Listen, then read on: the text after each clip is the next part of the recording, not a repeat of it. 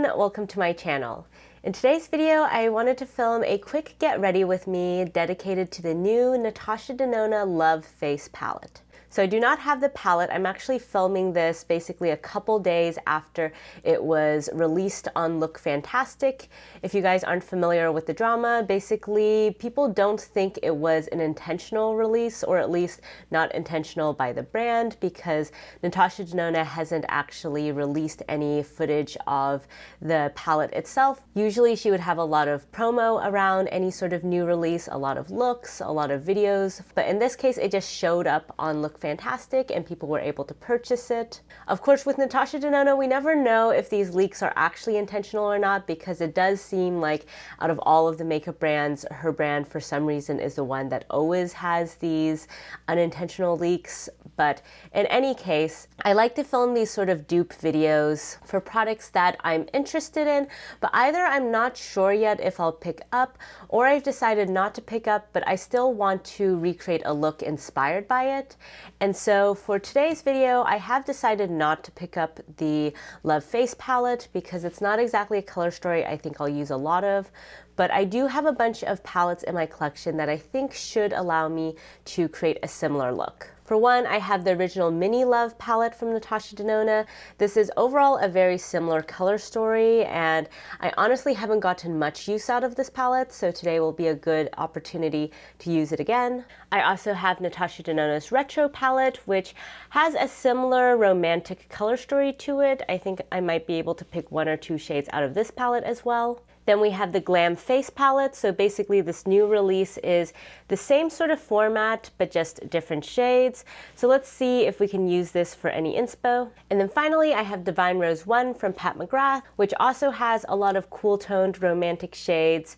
So hopefully with putting all of these palettes together, we can get something that is a very similar look to what you can get with this new release. So without further ado, let's get to duping. So for context, since I'm filming this video before anyone has gotten their reviews up, there's not a ton of information I'm going off of. So I have this image of the swatches. This is the official Natasha Denona picture, but on the Trend Mood Instagram, because they have not actually released it on their own Instagram. I also have this picture from Charlotte Holdcraft that she posted on Instagram. She bought it from Look Fantastic the moment it came out, got first day delivery, and so it did get delivered to her house, but she hasn't filmed a video yet because it arrived damaged, and so all I have to go off of is the picture, which is not that much, but hopefully we can make it work. So let's start out with the blush. So first off, let me just go in with this blush over here and give you guys a quick swatch. This is definitely not my favorite cream blush formula by any means. So if you guys have watched any of my recent videos, you know that I really love this palette. It was one of my favorite palettes of all of 2022. I use it all the time. But I actually don't use this blush very much. I basically use these eyeshadows and this highlight all of the time. But this blush formulation is a little bit dry. It's not really my favorite shade or my favorite formulation. So that was one reason I decided not to pick up this new release, because there's a lot of space in this palette dedicated to this blush, but it's not really something I would recommend that much. For today's look though, I'm gonna start by taking a little bit of this blush and just patting it on my skin, because I do want us to at least get a little bit of the finish of this formula. As you'll see, I'm gonna go in next with a powder blush that I think is much more the shade that the new blush is in. But just to give you guys a sense of how this original blush formula looks, this is how it appears on the skin. So it was a little bit more pigmented, I would say, when I first got it. Now it's definitely feeling a little bit dried out, so that's part of why you're not really seeing a ton of pigment payoff. It is a decently performing blush in terms of not really disturbing the product underneath, because it does have that sort of dry texture. But as you can see, it's not really giving that much. I mean, it's giving a little bit of a satin finish, rosy cheek effect, but definitely not that impressive compared to other cream blushes in my collection. So because the Love Face palette comes with a much cooler toned pinky blush, I'm going in with Venusian Sunrise from Pat McGrath. This is a very cool toned bright pink, which I think really matches what we're seeing in the promo pics. So that's what it looks like by itself, and then let me just swatch it on top of the cream. And yeah, I think that looks decently similar. So hopefully by putting these together, we're going to get something that is sort of a similar effect to what you would get with the palette.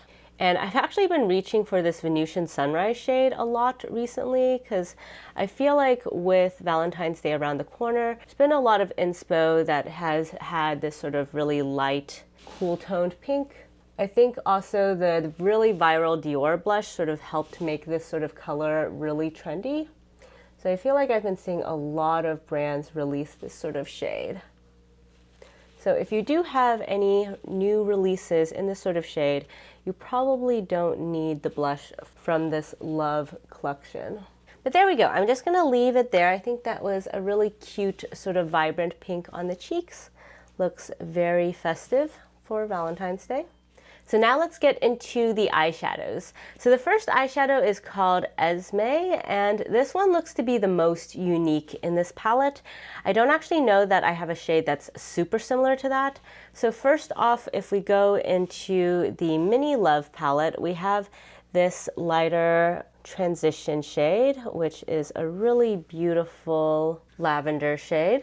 I think this looks a little bit more similar to Juliet. So if you mix together Esme and Juliet, you might get something that looks similar to this shade. If we look into Retro, let me see how Rebellion looks next to that. So Rebellion maybe has a little bit too much red to it.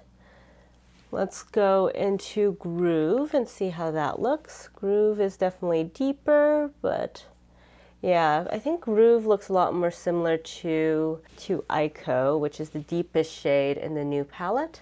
And then going into Divine Rose, we have Valoria, which again I think is probably more similar to the lightest shade. And actually Valoria has way too much gray, so maybe not the best match. Let's also just try out Amara from Natasha Denona Retro. Amara kind of looks like a mix between Esme and Giddy, so yeah, not the best match either. So yeah, Esme is definitely looking to be the hardest one for me to dupe in my existing collection. I feel like for Juliet, I can probably just go in with this shade and maybe a little bit of a pinky shade, and that would probably be good enough. And then for Ico, I think I can go in with just this deep shade over here. Let's actually swatch that. Yeah, this one's a little bit cooler tone than what we saw with the Retro palette Groove. And based on the swatches, I think this shade will go a little bit better. And then for Giddy, we also have this nude mauve shade over here that looks like it might be similar. Okay, yeah, I think that nude mauve is a decent enough shade to use in place of Giddy. Giddy sort of looks like a mix between nude mauve and Amara. And then for Affinity, definitely this shade over here is quite different than Affinity. It's more of a warm toned shade, whereas Affinity definitely has a much cooler tone. So let's go into Retro again. Let's see, maybe Helio would be a decent dupe. Helio might be a little bit too peachy, but kind of similar. We also have Jude, which is one of my favorite shades in this palette. Jude actually might be a decent dupe. And then what originally made me think of Divine Rose was actually this shade over here kind of looks like the shimmer shade. I think that one actually looks like a pretty decent dupe as well. And so I'm pretty comfortable with all of the dupes that I found other than for Esme, which is a little bit unfortunate because I feel like Esme is really bringing the pop to this look. Let me actually go back into my eyeshadow collection to see if I can find anything more similar. Alrighty, so I pulled out this Lisa Eldridge Myth palette, and I actually think this shade over here is a decent dupe. And in general, you can actually probably get a similar vibe from this palette as you could get from this new release. Alrighty, so I'm pretty satisfied with the shades I found so far. Let me swatch them all together just so you guys can see what the duped palette would look like. So here we have the duped palette. So for the blush, I had the cream blush from the Glam Light palette, and then I layered Venusian Sunrise on top. Then I have Victorian Trim from Lisa Eldridge. R from the Natasha Denona Mini Love Story, My from the Natasha Denona Mini Love Story, Jude from Natasha Denona's Retro Palette, and then Nude Mauve also from Natasha Denona's Retro Palette. And then I left this space blank for the highlighter. So in terms of duping this highlighter, it looks very similar to the one in the Glam face palette, except much more orangey and bronzy than this one over here. And so I thought to try to get that effect, I would first start with this highlight from the Tiger palette from Hourglass. This has sort of that similar bronzy color. So I think that shade looks very similar to what we've seen in swatches so far. And then to get the similar effect, I'm going to layer on top this Glam light highlight as well, just so we get the same level of sparkle that we see with this new palette. So here we have the final duped version. What do you guys think? Of course, once we see more content from Natasha Denona and other content creators, I think we'll get a better sense. But at least based on the picture so far, I think this is a pretty decent dupe. So without further ado, let's get into the eyeshadow look. I have here my reference number 16, and I'm going into Nude Mauve to start, since this is the lightest shade. And I'm going to just sweep this all over my crease area in order to have a nice diffuse transition. I love how easily Natasha Denona's mattes blend out. Alrighty, so I think that's a decent start to this look. Next, I'm going into this light shade from the Natasha Denona Mini Love Story. One thing I will note about this new palette is that it only has one shimmer eyeshadow, which is kind of interesting. In her Glam Light and Glam Dark palettes, she had 2 shimmers instead of 1. And so you had a little bit more versatility in terms of the types of shimmer shadows you could use. Though I will say, I feel like all matte looks are starting to have a moment, so maybe she's trying to go off that. But I am just struck by how many different mattes there are for this palette. In general, this color story does just really remind me of this one from the Myth palette. I feel like you could get a really similar look just by using these 4 shades over here. So now let's go in with Victorian trim, just to add some more fun to this look. I do feel like I'm sort of running out of space on my lids to create a really distinct transition between these different shades. But let's just try to concentrate that a little bit more on the outer portions and also on the inner portions. I'm usually not a huge halo eye person, but maybe that's one way for me to give each of these mattes a little bit more time to shine. And now finally, for that deepest shade, I'm going to try to just concentrate this close to my lash line so you can still see those other shades clearly. And I'm using a reference number 1 brush for this. And now with the finger, I'm going into Jude and just putting this on the center of the lids. I think Jude is a little bit more silvery than what we're seeing in these pictures. Maybe I'll go in a little bit with this Pat McGrath shade as well, just to mix it up a bit. I'll just layer that on top. I think that just adds a tiny bit more rose to this look.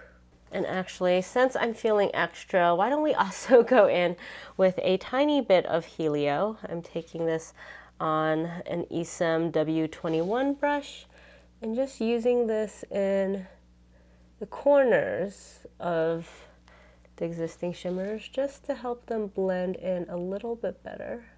One thing I enjoy about filming these dupe videos is it's a chance to bring out a bunch of my different palettes and put them all in one look. Because usually I'm a bit more lazy and just do, one palette for one look. Alrighty, so now let's go in with that deepest matte again, just to bring some of the definition back from each of these matte shades, using this kind of as an exaggerated liner almost. Next, I'm going to take some of that Victorian trim and put that again on the inner thirds. And I'm using a reference number 14 for this step. And then with my reference number 1 brush, I'm going in with that lighter matte from the Mini Love Story and just using that to trace out the crease area.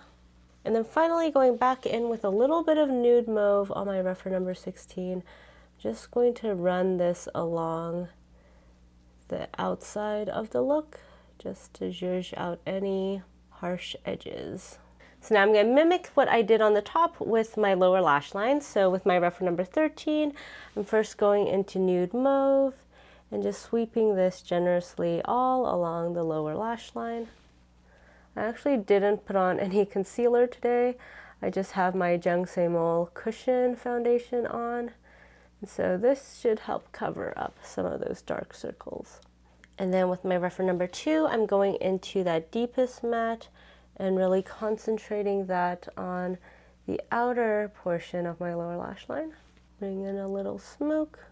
And then I'm going to go straight into that Pat McGrath shade and run this along the center of my lower lash line. And then finally, I'm taking a tiny bit of Victorian trim and putting that on the inner thirds. So I went off camera to finish off my eyeshadow look. What do you guys think? So since I have my Jung Mool foundation on today, I decided to go in with their eyeliner just to complete this look. And then surprisingly, I did not go in with my sister and eyeliners. Instead, I went in with this one from ESUM since I figured it would match this color story a bit better.